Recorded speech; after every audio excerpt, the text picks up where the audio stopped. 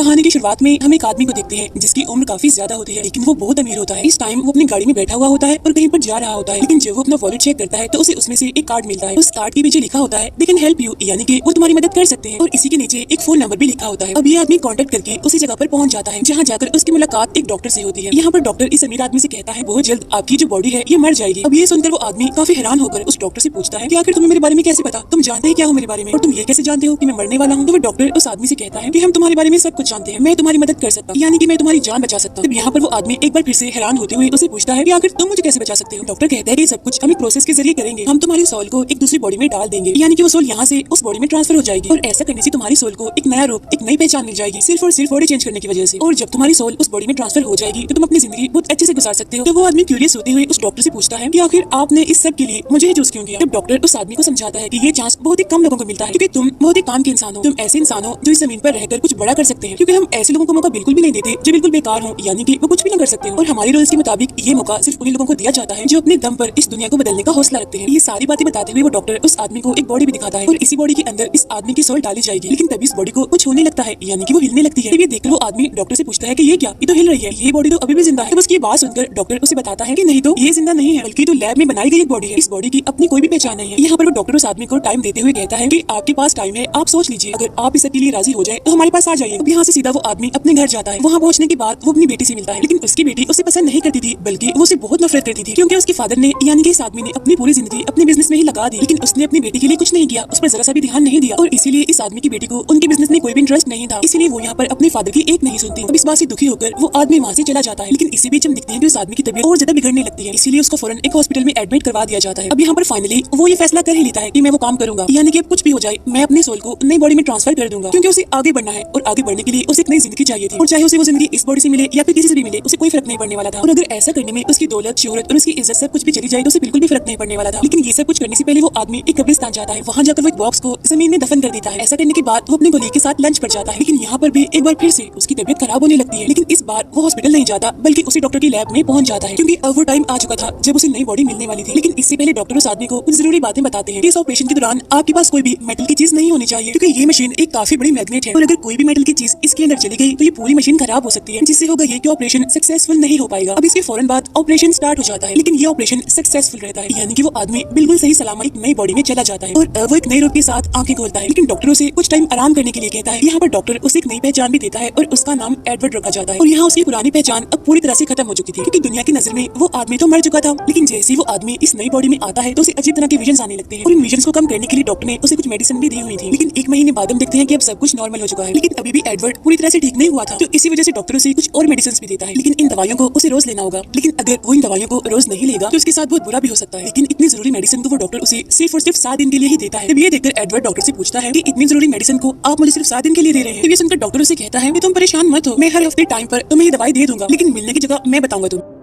आगे हम देखते हैं कि एडवर्ड अपनी जिंदगी को पूरी तरह से एंजॉय कर रहा है, जहाँ पर उसके नए दोस्त भी बनते हैं, वो क्लब्स में जाता है, पार्टीज में जाता है, काफी एंजॉय करता है, और तो और उसकी बहुत सारी दोस्तें भी हैं। लेकिन इसी दौरान एक दिन वो अपनी मेडिसिन लेना भूल जाता है, जिसकी वजह से उसे इतना ज्यादा साइड इफेक्ट होता है कि उसे कोई नॉर्मल विजन नहीं बल्कि हैवी विजन आता है, क्योंकि वो इस विजन में चीजों को बहुत साफ साफ करीब से देख सकता था। अपने इस विजन में वो एक लेडी और उसके साथ उसकी बेटी को देखता है, और उनके ठीक पीछे वो एक वाटर टावर को भी देखता है। फिर एडवर्ड ये सारी बातें जाकर डॉक्टर को बताता है। जब उसकी बातें सुनकर डॉक्टर उससे कहता है कि एडवर्ड ये तुम क्या कर रहे हो, अपने इस मसले को इतना हल्का मत लो, तवज्जो दो खुद पर, अपनी मेडिसिन टाइम पर लिया करो, ताकि तुम्हें फिर से किसी भी मुश्किल का सामना करना ना पड़े, या फिर मेरी बात मानो तुम ऐसा करो कि कुछ दिन आराम करो या फिर कहीं घूमने के लिए बाहर चले जाओ। तब एडवर्ड ऐसा ही करता है और घूमने के लिए वो मान जाता है, लेकिन वो उस विजन के बारे में इतना सोचता है कि उस वाटर टावर के बारे में वो इंटरनेट पर सर्च करता है, और वाटर टावर पर रखा हुआ वो टैंक उसे मिल ही जाता है। फिर उस जगह की लोकेशन देखकर वहीं पर जाने का फैसला करता है, लेकिन वहाँ पर जाने से पहले वो उसी कब्रिस्तान में जाता है, यानी जहाँ पर उसने एक बॉक्स को दफन किया था। यहाँ पर हम देखते हैं कि उस बॉक्स के अंदर कुछ पैसे थे और कुछ कार्ड्स थे। उसे लेकर एडवर्ड सीधा उस जगह पर पहुंच जाता है, और ये जगह बिल्कुल ही वैसी होती है जैसे उसने अपने विजन में देखी थी। यहाँ पर वो देखता है कि इस वाटर टैंक के पास एक घर भी है, इसलिए एडवर्ड उस घर के पास जाता है, और वहाँ जाकर वो नॉक करने लगता है, क्योंकि वो उस जगह के बारे में सब कुछ जानना चाहता था। लेकिन एडवर्ड देखता है कि इस घर पर तो कोई भी नहीं है, इसीलिए वो उस घर में जाकर इधर उधर घूमने लगता है। लेकिन तभी उसे वहाँ पर अपनी एक तस्वीर दिखती है। ये देखकर यहाँ पर एडवर्ड समझ जाता है कि डॉक्टर ने उसकी सोल को इसी आदमी की बॉडी में डाला है। तब इतनी ही देर में वहाँ पर वो लेडी आ जाती है जिसे एडवर्ड ने अपने विजन में देखा था, और वो आते ही एडवर्ड पर गन पॉइंट कर देती है। लेकिन जैसे एडवर्ड मुड़कर उसको देखता है तो वो उसे शूट नहीं करती, बल्कि वो रोने लगती है और एडवर्ड को गले से लगा लेती है। और वो लेडी यहाँ पर ऐसा इसलिए करती है क्योंकि वो जो आदमी था वो उसका हस्बैंड था। अब कुछ ही टाइम के बाद वहाँ पर कुछ आदमी आ जाते हैं और वो एडवर्ड को अपने साथ ले जाने लगते हैं। यहीं पर उस डॉक्टर का भी एक आदमी आता है, और तब एडवर्ड उसे पूछता है ये सब कुछ क्या है? ये लेडी मुझे अपना हस्बैंड कह रही है और मेरी तस्वीर इस घर में भी लगी हुई है, इसीलिए अब मुझे कुछ मत छुपाओ, सब कुछ बताओ मुझे। अब यहाँ पर डॉक्टर का आदमी उसे सारी बात सच सच बता देता है। जिस आदमी की बॉडी में तुम इस टाइम हो, उसे अपनी बेटी के इलाज के लिए पैसे चाहिए थे और इसी वजह से उसने अपनी बॉडी हमें बेच दी। ये बात सुनकर एडवर्ड को काफी बुरा भी लगता है और गुस्सा तो उसे बहुत आता है। और डॉक्टर के आदमी पर गुस्सा करते हुए उसे कहता है कि बहुत ही गलत हरकत की है तुमने किसी को मारकर मुझे बॉडी दी। तुम इंसान हो या फिर क्या हो? ऐसा किसी इंसान के साथ तुम कैसे कर सकते हो? तुम्हें ऐसा करते हुए जरा भी तरस नहीं आया? ये कहते ही एडवर्ड डॉक्टर के आदमियों को मारने लगता है और बाद में उस लेडी को लेकर यहाँ से चला जाता है। लेकिन यहाँ पर एडवर्ड उस लेडी को सच्चाई नहीं बताता, यानी कि ये कि मैं तुम्हारा हस्बैंड नहीं हूँ। इसके बाद एडवर्ड और वो लेडी अपनी बेटी को लेने के लिए स्कूल जाते हैं। अब क्योंकि वो बच्ची एडवर्ड को ही अपना फादर समझ रही थी, इसीलिए वो अपने पापा को देखकर बहुत खुश हो जाती है। इसके बाद ये लोग एक होटल में जाते हैं। वहाँ जाकर एडवर्ड इस टेक्निक के बारे में सर्च करता है कि आखिर इस टेक्निक का क्रिएटर कौन है, ये किसने बनाया है। जब सर्च के जरिए एडवर्ड को ये बात पता चलती है कि जिस आदमी ने भी इस टेक्निक को बनाया था, उस आदमी की तो अब मौत हो चुकी है। अब गौर करने पर एडवर्ड यहाँ पर एक चीज नोटिस करता है कि इस आदमी को 2 बार अपने चश्मे पर टैप करने की आदत थी और सेम यही आदत उस डॉक्टर में भी पाई जाती है। ये देखकर एडवर्ड समझ जाता है कि असल में वो जो डॉक्टर है वो यही आदमी है, यानी अब उसके पास एक नई बॉडी है, यानी कि उसने भी खुद के साथ ऐसा किया है, उसने भी अपनी सोल को किसी दूसरी बॉडी में ट्रांसफर किया है। अभी सर्च के दौरान एडवर्ड को इस आदमी यानी कि इस डॉक्टर की वाइफ के बारे में भी पता चलता है, इसीलिए वो फौरन उस लेडी के पास जाता है, उसके घर पर, ताकि वो मजीद पता लगवा सके उस डॉक्टर के बारे में। यहाँ एडवर्ड उस लेडी से पूछते हैं कि क्या आपके हस्बैंड आपसे मिलने आते हैं और अगर आते हैं तो कब आते हैं। तो इस बात पर वो लेडी कहती है कि वो अक्सर आते रहते हैं। तो इसलिए एडवर्ड वहाँ पर रुककर डॉक्टर के आने का वेट करने लगता है और जब वो डॉक्टर वहाँ पर आता है तो एडवर्ड उस पर गन पॉइंट कर देता है और उसे कहता है कि मेरी मेडिसिन खत्म हो गई है, मुझे और दवाइयां दो। लेकिन कुछ ही टाइम के बाद वहाँ पर उस डॉक्टर के आदमी आ जाते हैं और वो एडवर्ड को पकड़ लेते हैं और उसे पकड़ के वो वहाँ से निकाल देते हैं। इसीलिए एडवर्ड को वहाँ से जाना पड़ता है, लेकिन उसने यहाँ पर दवाइयां भी नहीं ली होती। लेकिन तभी एडवर्ड उस लेडी यानी कि अपनी वाइफ को बताता है कि देखो अब मैं तुम्हें कुछ सच बताने वाला हूँ, और वो ये है कि मैं तुम्हारा हस्बैंड नहीं बल्कि तुम्हारे हस्बैंड की बॉडी में कोई और है। अब ये सुनकर उसकी वाइफ इतनी दुखी हो जाती है कि वहाँ से वो चली जाती है।